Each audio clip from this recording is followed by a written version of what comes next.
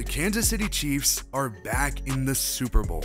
Again, it'll be the third Super Bowl appearance in 5 years with Patrick Mahomes as the starting quarterback. Kansas City just played in its 5th consecutive AFC championship and is well on its way to attempting to be a rare NFL dynasty. The Chiefs have all the pieces: an elite offense headed by the best quarterback in the league, a dominant defense, and a future Hall of Fame head coach. Kansas City has it all, and may have a second Lombardi trophy under Andy Reid come Sunday. The Chiefs ended up being really good in the regular season, as everyone expected. There was some belief that the AFC West was so stacked that maybe Kansas City would have a down year, but I thought that was probably stupid, and turns out the Chiefs are still top dog, and it helped that the Broncos and Raiders ended up being way worse than expected. But the Chargers did end up making the playoffs. Kansas City did have some very impressive wins on the year. The Chiefs' biggest blowout of the season was in Week 1 by 23 points over the Cardinals. It was one of 3 games that Kansas City ended up scoring over 40 in.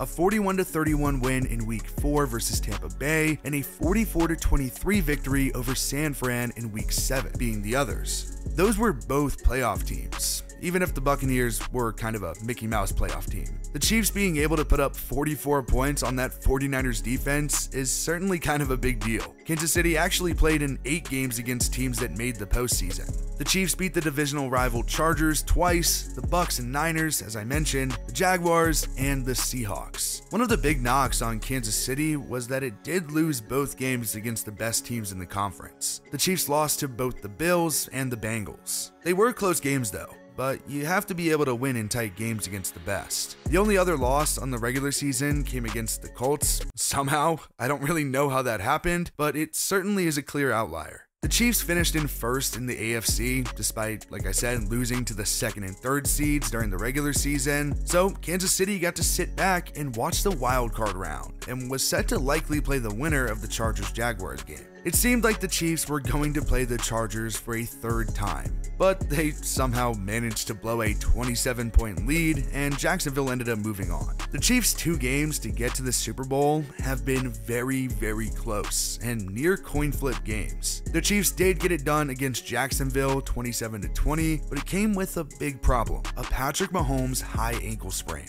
Kansas City hosted the defending AFC champion Bengals in the AFC Championship game, a rematch from a year ago. After a lot of Burrowhead talk and other trash talk, Kansas City did find a way to escape with a close win to advance to their 3rd Super Bowl in 5 years while making the AFC Championship in each season. The Chiefs beat the 49ers in Super Bowl 54 and returned back to the big game a year later, but lost to Tom Brady's Buccaneers. It's not much of a secret that the biggest reason for the Chiefs' success has been Patrick Mahomes. Kansas City took him in the 1st round in 2017, and after 1 season of backing up Alex Smith, Mahomes became the starter. Mahomes did inherit a perennial playoff team, but he did take a good Chiefs team and make it great. He's by far the best quarterback in the league right now, and he's only 27 years old. He's already been a Super Bowl MVP, got a ring on his finger, won an MVP, and is likely going to win another one this season if everything goes as planned. There were plenty of concerns of what the Chiefs' offense would look like after Kansas City traded away Tyreek Hill. To be honest, it didn't really change much. Tight end Travis Kelce is still one of, if not the best at his position in the league. He's clearly the favorite target of Mahomes, and that probably won't change for a long time, I'd assume. The Chiefs' wide receiver room has been completely overhauled, and I think it's actually been way better than expected. Mecole Hardman suffered an ab injury in Week 9 and hasn't played since. He was actually a returner, but essentially the top 3 in Kansas City are all new guys. Juju Smith-Schuster signed after his time in Pittsburgh, Marquez Valdes-Scantling signed from Green Bay, and the Chiefs decided to trade for Kadarius Toney, who had a rough start to his career as a Giants 1st-round pick.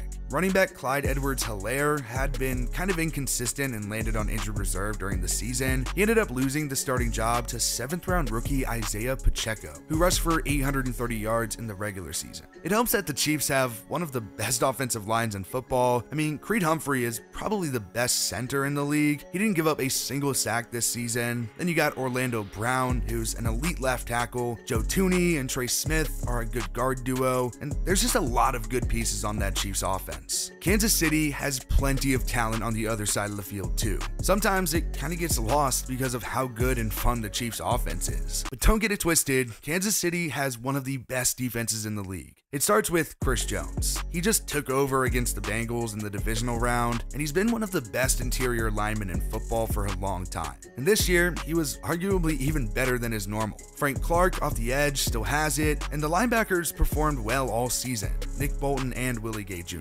The secondary has been really good, and first-round rookie cornerback Trent McDuffie played pretty well. L'Jarius Sneed has been fantastic this season, and then Justin Reed and Juan Thornhill manned the defense deep.